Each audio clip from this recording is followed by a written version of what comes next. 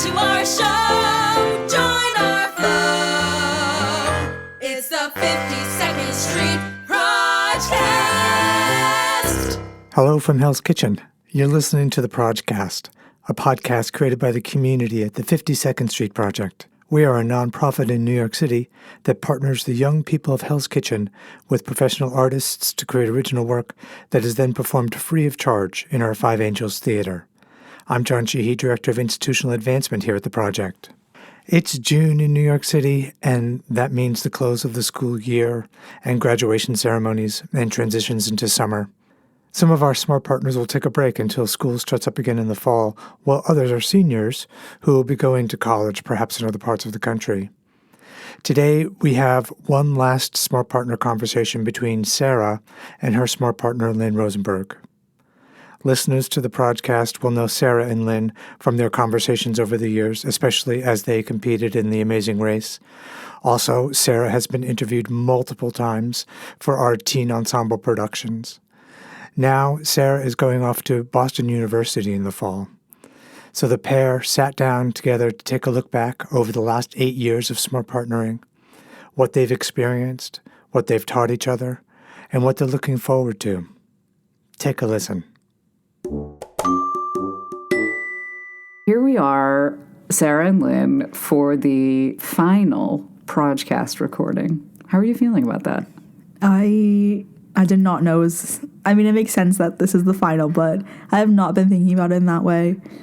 I suppose technically we could insist that they let us come back next year and record we're still Smart Partners. An alum Smart Partner. We should do one in Boston and be like live from Boston. Oh my God. We should start a whole series. A whole new series. Didn't we once talk about starting a podcast together? I wouldn't be surprised if we did. What was it about? Because I remember it was actually a really good idea. Now I can't think of what it was. Oh, well. Oh. All right. So we have some questions for each other. Yeah. So I want you to think back to 10-year-old Sarah.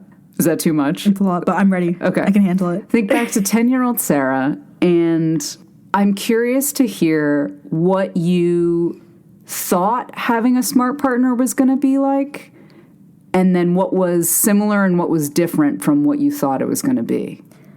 I feel like at 10 years old, the age difference felt so much heavier. Oh, yeah. Because, and so my perspective was it's an adult that's going to take me around to do all these things. Yeah. Yay. But, obviously I've, grown up a lot. Well, I was going to say, and then you actually met me and you were like, oh, this is a big child. No, not at all. I just, now I feel like our relationship is, so much more on just, conversation heavy as opposed to, adventure heavy.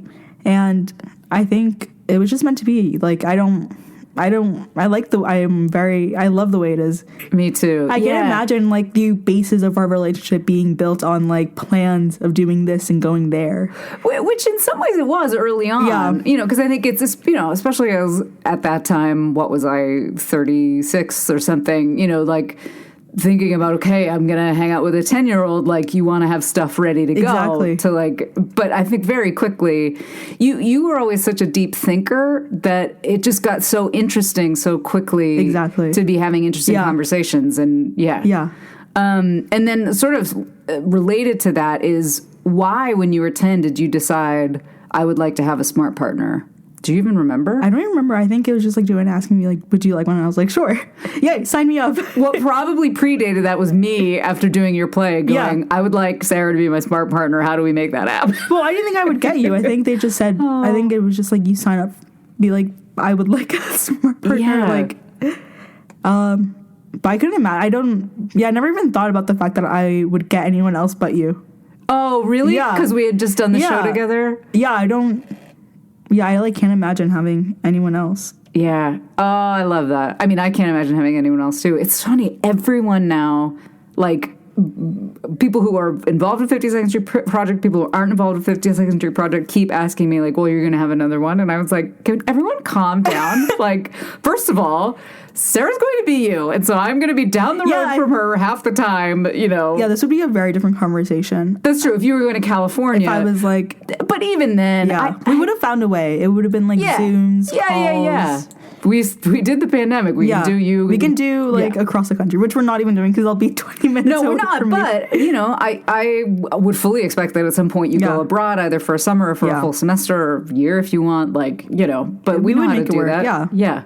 Not to mention I'm gone half the time anyway in the UK, and but no, it's funny. People, it must be one of those things like you know how there's the whole thing where when people get married, people start immediately asking them, "Are you going to have a kid?" Yes. Or when people lose a pet, they immediately start asking, "Are you going to get another?" You know what I mean? Yes. It's like people can't handle sitting in closure.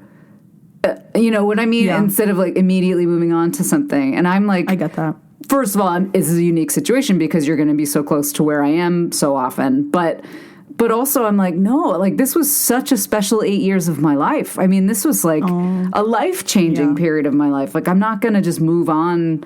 I couldn't be fully present for another kid yet, and then when you think about 4 years from now, if I then get a smart partner, I'm like, I'm starting with someone at 48 and then finishing like 56 or whatever it is. It's like, you're so right. Yeah. That's insane. Yeah. All right. Okay. What do you got? Here's what I have for you. What is something in our future that you are excited for? Oh, I love that question. So, in case anyone who's listening doesn't know, Sarah is going to Boston University and in the fall, and I spend a lot of time in a town called Wayland, Massachusetts, which is where my parents live. It's where I grew up, and it's about 25 minutes away from Boston University. Which is the best part. I'm really excited. Okay, there's a few things I'm really excited about. I'm really excited for you to meet my parents. Yeah. I said this to you a couple weeks ago, like, it's so wild how proud of you they are and have never met you. Yes, you did say that. They are so proud of you, like beside themselves proud of you, and have genuinely never actually met you. They've seen you. They've seen loads of pictures of you and like video of you, like with project stuff. But I'm so curious to see how you interact with them. But just they're so. Proud's the only word I can say. They are just, they just think you're the best, and they're so excited to meet you. I'm also really excited to see Boston through your eyes. I love that. Because I saw Boston through my dad's eyes, like in terms of he and I used to go into the city every weekend. And he would take me to the Museum of Science. He would take me to the aquarium. He would take me to the zoo. And obviously, like, when I say that, I'm talking about a kid, like a 10, 11-year-old. But to be able to experience a city I grew up in but don't have as much of a relationship to anymore, that is now about to be your home. Yeah. I'm so excited to reacquaint myself with my city that I grew up outside of through this completely different lens. That's what I'm really pumped about. What are you excited about? Well, I'm excited. I'm obviously excited to get to know this side of you. Yeah. I feel like you obviously have already have a relationship with just growing up nearby, and I don't know, it's kind of like a mix between having my own personal tour guide, but also just looking forward to the fact that this is probably what our weekly meets are gonna look like. Yeah. Right? Yeah. It's like exploring something in Boston, and I'm really excited. I really like the way you just put that of place defines people in a different way. When you place someone in a new place, you sort of get to know them in a different way, and I'm excited for that too. And I'm excited to meet you as a college student. Yes. Right? To meet the people you meet, and you will be defined by your experience in college. All right. This is a complicated one. Okay.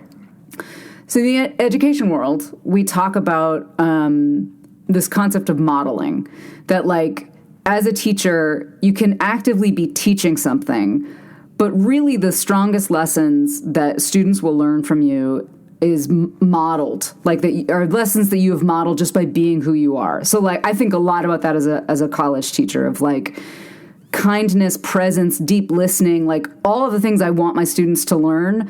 There's nothing I could say that will help them learn that as much as them seeing me do it. And I'm curious to hear, like, have I modeled things for you that you feel like you're taking into this next chapter of your life? 100,000% yes. Yeah. I know we like talked about your college, your student reviews. Oh yeah. And I totally see what they're talking about. The like teaching how to be kind to others, teaching how to be kind to yourself, the presence, the like being present in every moment of your life. I think I like definitely do understand. That's so cool. That's so awesome. And I think, yeah, I feel like a lot of our conversations are like based on like this like idea of just like enjoying life. Yeah. And like also just like the idea of like quiet joys. I think that's the way you do it. That's like one example of how like you like fulfill this idea of like being kind to others and like, but like also being kind to yourself and like being present because you're able to go back and see and like point out something that like made you happy and also just like point out things that like didn't. That's great. That's awesome. Now, what if I modeled that you're like, I'm not going to do that? You don't actually. Yeah, I don't think there is. I was like, I don't think there's anything where it's like, well, I get there's one thing I will not be doing. Yeah. Definitely not. Yeah. I would suggest having a more solid career than I do. No. I'm not going to do that to myself. I'm not. Like, I've had an interesting, fascinating career. I'm not going to be mean to myself. Like from my perspective, and like hearing all these things that like you've done, and all these things you're like. And I like still remember when you were like, oh, like I'm doing this like job, and when you were like, oh, like I'm writing this paper, like, oh, like I just started drawing, and like now seeing who you are and like all these things where it's like, oh, I'm going to this gallery, I'm going to this, like I'm doing this, like I'm like entering this, and like I like guess it's so different from like what you described yourself to me when I first met you at the ripe age of 10. Yeah. But I think obviously just goes to show like you can change whenever you want. That's great. But also, like, you're so happy in what you do. So, like, I would never want to be doing anything that, like, doesn't make me happy. Yeah. Oh, that's great. Yeah. So, yeah. Thank you. I really appreciate that. And I take it back because I do. Yeah. I do. What I like about using my career as an example, especially for my students who are in these theater programs, is, like, don't decide anything. Like, and don't let anyone tell you have to decide anything. Like, all sorts of amazing, weird, bizarre stuff that you never thought was going to happen can happen. But like, see, like, I think that's what makes like Smart Partners like such a like interesting relationship for both like both parties involved, because like you see your partner like grow. Yeah. Like even if like it's an adult and like they're like considered to be like done growing, like you still see them change. Yeah. Like, that's a great point. Like there's so many like teen partners that are like watching their like smart partners like get engaged, get married, like you're always entering this like different chapter of your life. Yeah. And I think just like watching you grow, which is so weird coming from me. No, but that's it. I mean, you nailed it, right? That's the whole thing. Because of course, what I have taken away is watching you grow and watching you find the things you're interested in and see things through your eyes. Your incredible willingness to just be active in the things you want, like when you it was like 13 started phone banking, things like that, of just in total awe of your fearlessness in that way of just saying like I'm going to participate in society. I'm not going to sit back. And it's Obama's first book. I don't know if it's his first book. It's his first or second. He has this amazing quote that talks about like that there is a person, there's one singleness of personhood that is a bridge across time, but that of course we are always changing into different people. I'm completely paraphrasing it, but I think about it a lot because you are the 10-year-old I met. Like there's been an absolute consistency of personhood, and yet you are unrecognizable to that 10-year-old. And ultimately, like the same is true of me, right? Like even though I feel like, 36 was basically the same as 44, like It isn't. No. But there is something that something that continues over time, despite the fact that, what is it, every 7 years all of our cells completely... Yeah.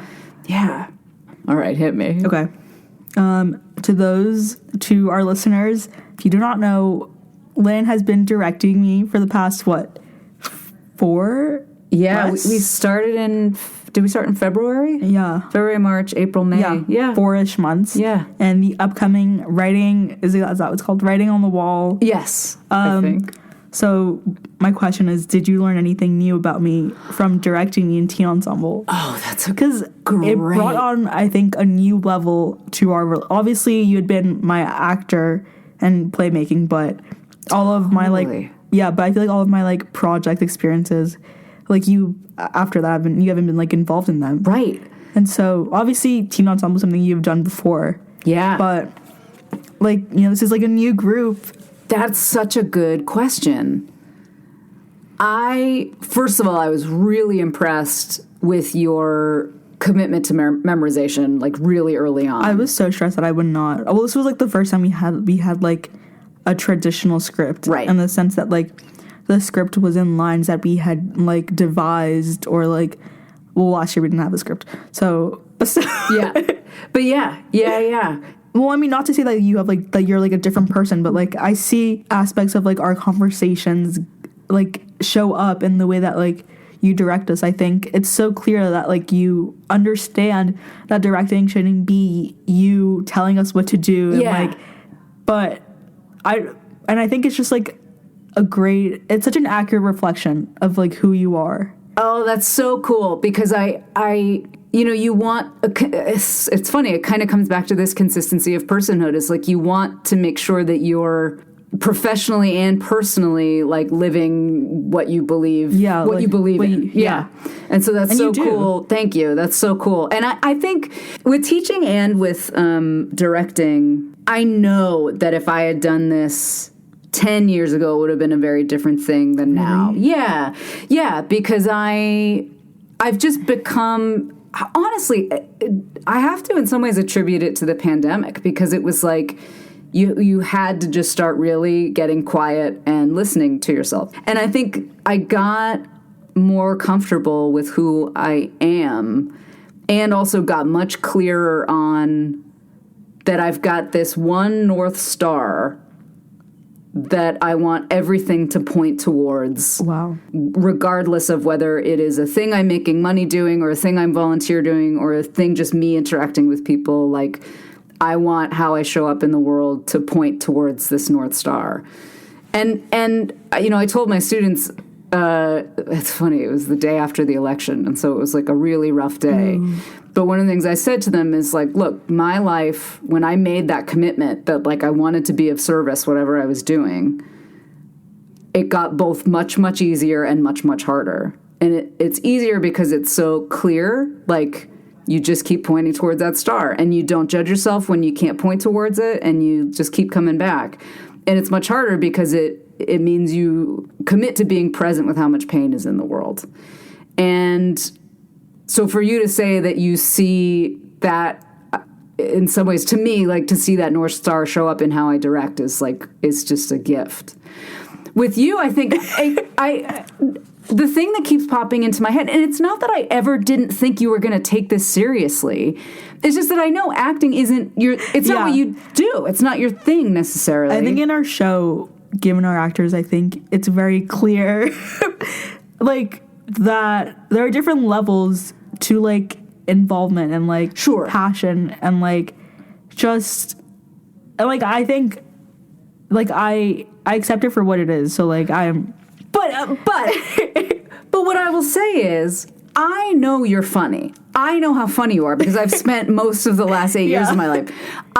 Some people I think about my dad. My dad is incredibly funny. He's never going to get on a stage and perform, literally ever. So although I guess he did used to give speeches sometimes when he was teaching at MIT. But so I and my mom and his sisters know how funny he is. But the rest of the world doesn't necessarily know that. But and I don't want to spoil anything if people are coming to the show, but you are so funny in these couple, in particular in your entrance And then also, like, some of the other moments in the show, you're so funny. It's not that it surprised me. It's just, like, it excites me that other people are going to get to see how funny you are. Does that make sense? I think I also get that from, like, the perspective that, like, because of the character that I play, my personality outside of the show didn't, like, that you would expect it wouldn't, like, be seen. It wouldn't have a chance. Exactly. Yeah. But it absolutely does. I love that. Oh, it is so, I cannot tell you how, I mean, I'm going to be a laughingstock in that audience. Yeah. And again, I want to preface what I'm going to say with, it's not that I didn't think you were going to take this seriously, but your, like, commitment to making sure you know exactly where you're going, exactly where you have to be on stage when, like, there, this is the word I want, professionalism. There's a level of professionalism I've been so impressed with with your work in this show that doesn't surprise me, but is just really delightful to watch because it's not your thing. Because you could easily, and no one would deny you the desire to just come in and, like, kind of take it all casually and, like, get it done, and you're with Mel and, you know, like, people you love and just hang out. But there's I think some of this speaks to Charlie's play too that she wrote, because it's so, I think we all really care about the message it has, and so we all have a commitment to the seriousness of the play, but also in order to deliver it, it has to have incredible comedy as well. And so your commitment to both of those things has been really awesome. I love that. Yeah. Oh, what do you think? I guess in some ways we've touched on this, but I'm curious to sort of hear it in a more focused sense. What do you think the value of mentorship is? Okay, here's what I think. It's obviously, like, in your life you have, like, adult figures, but I think part of, like, our, like, 8-year relationship, like, what I loved is just that I could, like, spill everything to you, and, like, not that I would ever, like, tell you, like, any, like, deep, I'm not doing anything that is, like, that, like, intense and, like, that dark, but just, like, on a very casual level to have this, like, different perspective on, like, all these, like, events in my life, like, even if it's just, like, the day I've had or, like, the college process, like, all these things. I think, like, mentorship isn't, like, asking them for advice when you're, like, having these, like, big issues, these, like, life-changing dilemmas. It's just, like, being able to, like, tell someone something and then hearing that, like, response back, or even just, like, listening to you talk about your day too, and just, like the classes you taught, and then, like, your students. I think that's what it is about, like, mentorship. Yeah. You know, it's so interesting. I have such big opinions about what it means to mentor. Yeah. But I've never really been mentored. I have my therapist, and, like, I don't say that jokingly. Like, I've been with her for 19 years almost now. And so in addition to being obviously a mental health professional, like, she is a mentor to me in a lot of ways. But that is sort of fundamentally different. And so I'm just so curious of, like, what it is, what it feels like to receive mentorship. Because I know what I believe in. I also firmly believe that you are mentoring me and have been since you were 10 years old, as stated in the gala speech that we gave. But I'm just so curious of, like, what is it that we're doing? What is it that we're offering when we are mentored? Like, how is that received? And obviously it's going to be different for everyone, but I'm sort of academically interested in sort of what is the human relationship of mentorship. I feel like, I mean, obviously I think it'll change, like, if, like, just looking at it from, like, the perspective of, like, the Smart Partners and, like, all the partnerships here at the project. But I feel like you've given, okay, it's gonna get a bit, like emotional, but I think knowing that, like, you willingly, I thought about this, like, a lot, like, early on, because, like, but just, like, how, like, you, like, would willingly, like, contribute your time and, like, your presence, because it wasn't like we would ever meet and, like, you would be, like, on your phone, or you would be like distracted. I think you were, like, there, and we would be able to discuss and, like, talk. And so I think that might be that. It's like one of those things, like, show not tell, where, like just, like, being there makes you realize, like, the value and, like, how we're both very much invested in, you know, contributing to our relationship. Yeah. So as you know, I'm an interviewer. I think a lot about what is interview? Like, what is the special thing that happens when you pick a human and say, I am going to view you as knowledgeable and worthy of asking questions? I think something special happens, and not in a investigative interview. I'm gonna get you to say something. That, you know, like the kind of interviews I do where I'm just like eliciting sort of personal story or whatever. I think something really special happens when you interview someone. I notice it especially when I interview research participants as opposed to celebrities, because celebrities are like, they're kind of used to being interviewed and talking about themselves, and it becomes a thing. But people who don't get interviewed all the time, something really special happens. And what you just said made me realize that it's of the same matter, of the same stuff as mentorship. It's saying to a human with your presence and listening ability, you are special and worthy of focusing on. Well, and I for me, it was so exciting when you were so young, because when I was that age, I was thinking about, like, how could I see a color that no one's ever seen before?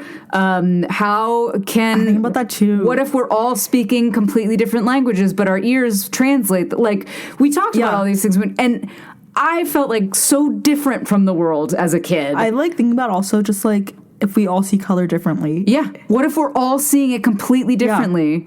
What if we're all speaking completely different languages? Like, these sorts of things, these really heady concepts, I was thinking about all the time when I was 10. So when you and I started hanging out, in a lot of ways, this is going back to your earlier question, like, to be at that age, 36, with a 10-year-old, and realize... Like, if time is a circle, right? Realize that my 10-year-old is not alone. That there's this other 10-year-old 25 years later who is having the same big thoughts that I was. Then that 10-year-old gets healed, right? Yeah. Like, my little 10-year-old who was like, wow, I feel like I'm the only one having these thoughts. Yeah. That works in reverse, like in time in reverse, that there's a little piece of me that gets to be healed by engaging with that 10-year-old. And that will continue through your college experience, I think. Yeah.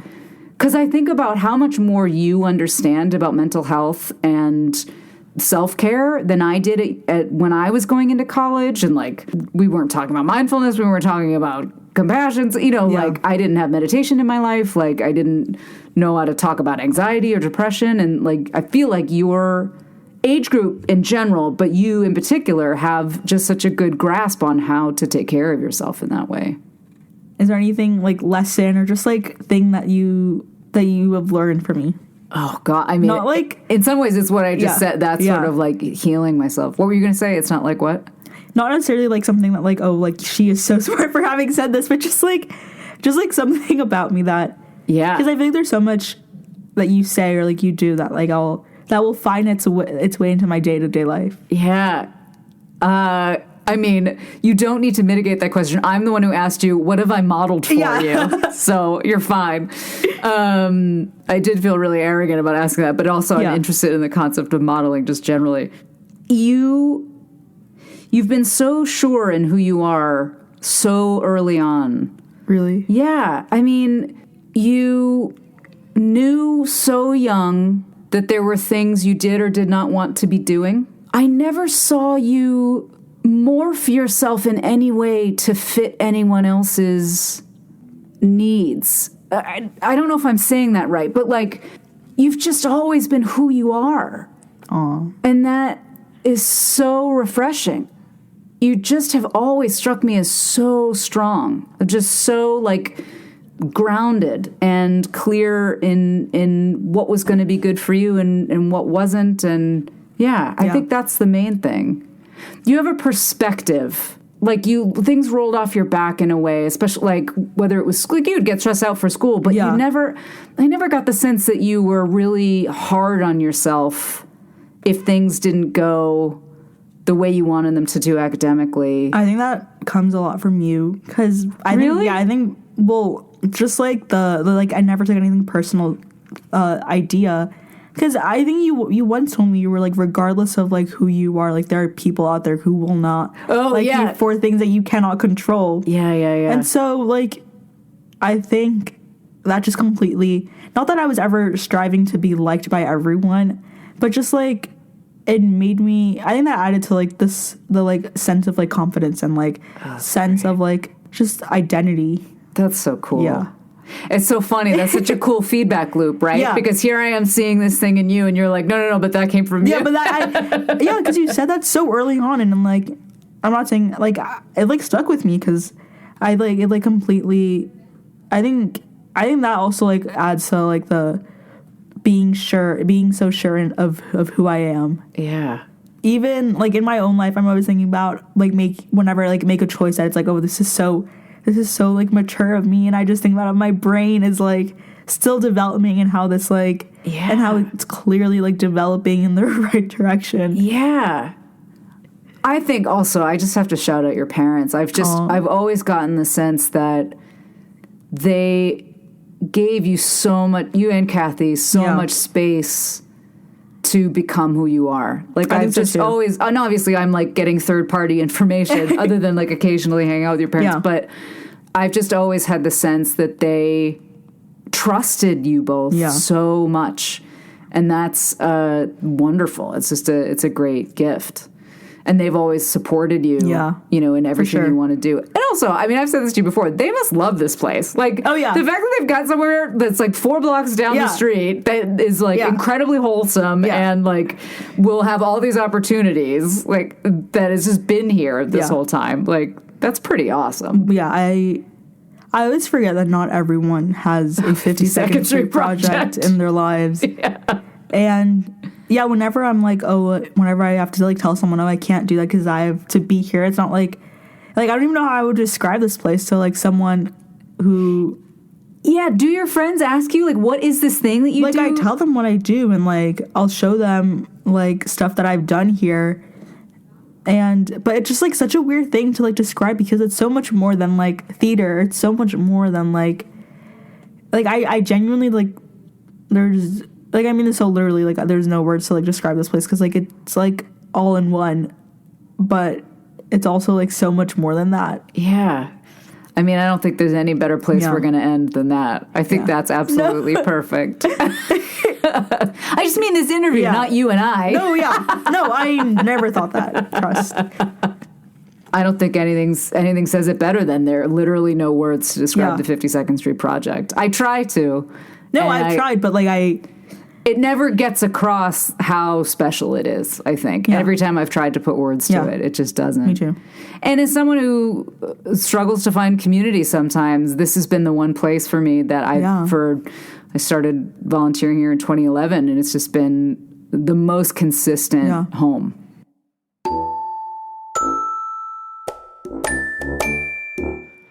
That was Sarah and Lynne. If you'd like to see Sarah in the one-act play that Lynne directed, you can watch the teen ensemble production of Writing on the Wall on our YouTube channel. And now, for the credits. The project member featured in this episode is Sarah, with her smart partner Lynne Rosenberg. The PROJcast theme song was created by Justin and his smart partner Eric March, and performed by Marinda Anderson, Rebecca, and Nicole. The PROJcast logo was created by Iris Brown. Follow us on Facebook and Instagram, and subscribe to our YouTube channel. The 52nd Street Project is supported by public funds from New York City's Department of Cultural Affairs and the New York State Council on the Arts. We are a nonprofit organization, and we're able to do what we do because of generous folks like you. Well, that's all for today. Stay safe out there, and remember the project's motto, we all belong, we all get along. Until next time, on the PROJcast.